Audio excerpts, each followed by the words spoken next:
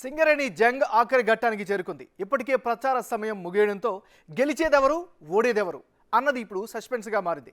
ఈ నెల 27న సింగరేణి ఎన్నికల పోలింగ్ జరగనుంది. అయితే కోల్ బెల్ట్ ఏరియాలో ఇటీవల అసెంబ్లీ ఎన్నికల్లో వార్ వన్ సైడ్ చేసింది కాంగ్రెస్ పార్టీ. ఇప్పుడు జరగబోయే సింగరేణి ఎన్నికల్లోనూ హస్తం పార్టీ అనుబంధ విభాగం సత్తా చాటుతుంది అన్న అంచనాలు ఉన్నాయి. మరోవైపు ముచ్చటగా మూడోసారి గెలిచి హ్యాట్రిక్ సాధించేందుకు వ్యూహాలు రచిస్తోంది టీబీజీకేఎస్.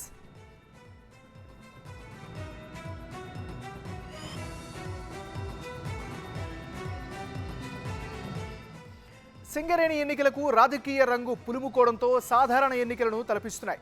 ఈ నెల 27న జరిగే ఈ ఎన్నికల్లో గెలిపే లక్ష్యంగా అనుబంధ సంస్థలకు మద్దతు ఇస్తూ పొలిటికల్ లీడర్లు ప్రచారంతో హోరెత్తిస్తున్నారు. యూనియన్ నేతలు హామీల జల్లు కురిపిస్తున్నారు. దీంతో ఇటీవల జరిగిన అసెంబ్లీ ఎన్నికల మాదిరి నువ్వా నేనా అన్న రేంజ్లో దూకుడుగా వ్యవహరిస్తూ విజయం కోసం వ్యూహాలు రచిస్తున్నారు అనుబంధ సంఘాల నేతలు.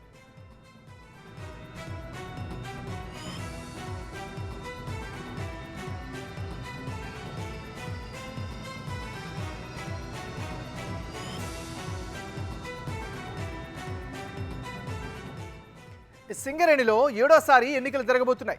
ఈ ఎన్నికలను అన్ని కార్మిక సంఘాలు ప్రతిష్టాత్మకంగా తీసుకున్నాయి. ఇటీవలే ఓటమి పాలైన బీఆర్ఎస్, అధికారంలోకి వచ్చిన కాంగ్రెస్ పార్టీలు మరోసారి సవాల్గా తీసుకుంటున్నాయి.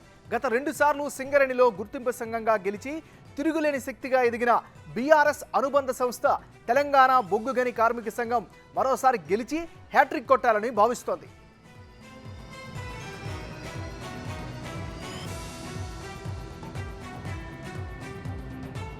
మరోవైపు రాష్ట్రంలో అధికారంలోకి వచ్చిన కాంగ్రెస్ అనుబంధ సంస్థ ఐఎన్టీయూసీ కూడా ఈ ఎన్నికల్లో గెలిచి తమ సత్తా చాటాలని ఉవ్విర్లూగుతోంది. ఈ క్రమంలోనే అతిపెద్ద యూనియన్గా ఉన్న ఏఐటీయూసీ యూనియన్ విజయ దుందుబు మోగించే ఎత్తుగడలు వేస్తోంది. ఇక ఈ 3 యూనియన్లకు మద్దతుగా పొలిటికల్ నేతలు ప్రచారంతో హోరెత్తిస్తున్నారు.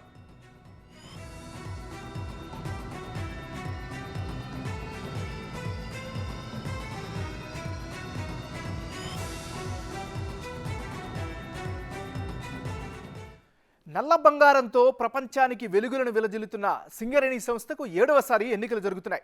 రాష్ట్రంలోని కొమరంభీం, మంచిర్యాల, పెద్దపల్లి, జయశంకర్ భూపాలపల్లి, భద్రాద్రి కొత్తగూడెం, ఖమ్మం జిల్లాల పరిధిలోని 11 ఏరియాల్లో ఈ ఎన్నికలు జరుగుతున్నాయి. మొత్తం 39,748 మంది కార్మికులు ఓటు హక్కు వినియోగించుకోనున్నారు. సింగరేణి వ్యాప్తంగా 84 పోలింగ్ కేంద్రాలు ఏర్పాటు చేయగా 11 చోట్ల కౌంటింగ్ కేంద్రాలను ఏర్పాటు చేశారు. ఎల్లుండి ఉదయం 7 గంటల నుంచి సాయంత్రం 5 గంటల వరకు పోలింగ్ జరగనుండగా 7 గంటల తర్వాత కౌంటింగ్ ప్రక్రియ ప్రారంభం కానుంది.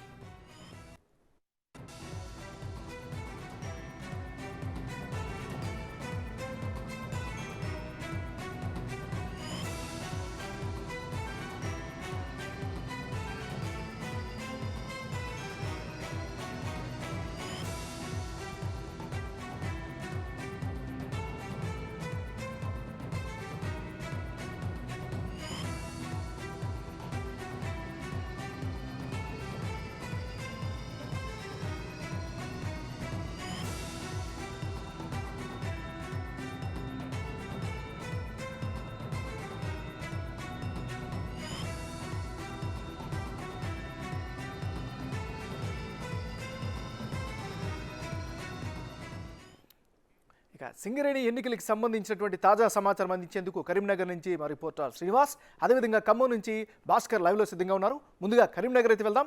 కరీంనగర్ పరిధిలో ఉన్న బొగ్గు గనుల్లో విస్తృతంగా ప్రచారం నిర్వహించారు నేతలు. ఈ జిల్లాలో బీఆర్ఎస్కి సవాల్గా మారాయి సింగరేణి ఎన్నికలు. మంతర నియోజకవర్గంలో మంత్రి శ్రీధరబాబు, రామగుండంలో ఎమ్మెల్యే మక్కాన్ సింగ్ విస్తృత ప్రచారం నిర్వహించారు. కరీంనగర్లో సింగరేణి ఎన్నికలకు సంబంధించిన మరిన్ని వివరాలను మా ప్రతినిధి శ్రీనివాస్ అడిగి తెలుసుకుందాం. శ్రీనివాస్, చెప్పండి, ఈసారి ఎన్నికలకి ఎలాంటి ఏర్పాట్లు చేశారు, ఎంత ప్రతిష్టాత్మకంగా అన్ని యూనియన్స్ తీసుకున్నాయి, మీ దగ్గర ఉన్న అప్డేట్స్ ఏంటి? ఎస్ నాగరాజ్, ఏదైతే తెలంగాణ రాష్ట్ర అసెంబ్లీ ఎన్నికలు జరిగిన తర్వాత మరొకమైనటువంటి ఉత్కంఠ పోరుకు ఇటు బుధవారం నాడు నెలకొన్నదని చెప్పుకోవచ్చు. దాదాపుగా అన్ని పార్టీలు కూడా ఇటు సింగరేణి బొగ్గు కార్మిక సంఘం ఏవైతే ఎన్నికలు ఉంటాయో ఆ ఎన్నికలను అన్ని పార్టీలు కూడా చాలా ప్రతిష్టాత్మకంగా తీసుకున్నటువంటి పరిస్థితి కనబడుతుంది. అయితే ప్రస్తుతం ఇది 7వసారి జరుగుతున్నటువంటి ఎన్నిక కావడంతో ఇటు అన్ని పార్టీలు కూడా ఈ ఎన్నికలను ప్రతిష్టాత్మకంగా తీసుకున్నారు. ఈరోజు సాయంత్రం 5 గంటల వరకు కూడా ఉధృత ప్రచారం చేసినటువంటి నేపథ్యం లోపల ఈ రోజు సాయంత్రం 5 గంటలకు ఆ ప్రచారం ముగిసిందని చెప్పుకోవచ్చు. బుధవారం నాడు జరిగేటువంటి ఎన్నికలకు ఇప్పటికే ఇటు పూర్తి ఏర్పాట్లు చేసినటువంటి పరిస్థితి కనబడుతుంది. అయితే సింగరేణి ఎన్నికలు జరగాయా అని చెప్పి ఒక డైలమా ఉండేది. హైకోర్టు తీర్పుతో ఇటు ఎన్నికలకు నిర్వహణకు మొత్తం కూడా సిద్ధమైందని చెప్పుకోవచ్చు. ఇప్పుడు కొత్తగా వచ్చినటువంటి కాంగ్రెస్ రాష్ట్ర ఏదైతే ప్రభుత్వం ఉన్నదో ప్రభుత్వము ఆ ఎన్నికల హడావుడి ఉన్నటువంటి నేపథ్యం లోపల ఎన్నికలు వాయిదా వేయాలని చెప్పి హైకోర్టును ఆశ్రయించింది. కానీ యథావిధిగా జరపాలని చెప్పి హైకోర్టు తీర్పు ఇవ్వడంతో ఎల్లుండి అయితే బుధవారం నాడు ఎన్నికలు జరుగుతున్నటువంటి మొత్తం పూర్తిగా ఉదయం 7 గంటల నుంచి సాయంత్రం 5 గంటల వరకు పోలింగ్ జరుగుతున్నాయి. దాదాపుగా 35,000 మంది ఓటర్లు ఈ ఓటు హక్కును తమకు సింగరేణి కార్మిక సంఘం ఎన్నికలు ఏవైతే ఉన్నాయో ఎన్నికల లోపల 35,000 దాదాపుగా 35,000 ఓట్ల మంది ఈ ఎన్నికలను లోపల తమ ఓటు హక్కును వినియోగించుకోవడానికి సిద్ధమవుతున్నారు.